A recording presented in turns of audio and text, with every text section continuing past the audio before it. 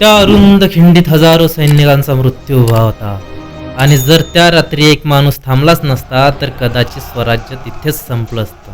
सन 1660 छत्रपती शिवाजी महाराज पन्हाळगडाकडून सुटले होते, पण शत्रूंचं सैन्य त्यांच्या मागावर होतं.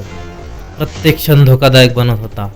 विशालगड गाठणं गरजेचं होतं, पण त्यासाठी कोणीतरी मृत्यूला थांबवणं आवश्यक होतं. तेव्हा पुढे आले बाजीप्रभू देशपांडे.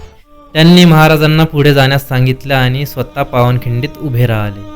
समोर हजारो सैनिक आणि इथे मोजके मावळे. पण बाजीप्रभूंना माहीत होतं, जोपर्यंत महाराज विशालगडावर पोहोचत नाही तोपर्यंत ही खिंड सोडायची नाही.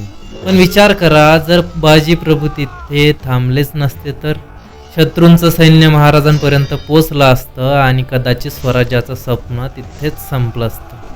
इतिहासातला एक निर्णय संपूर्ण भविष्य बदलू शकतो. एक खिंड, एक योद्धा आणि एका बलिदानाने वाचला इतिहास. पण खरा इतिहास अजून खूप खोल आहे.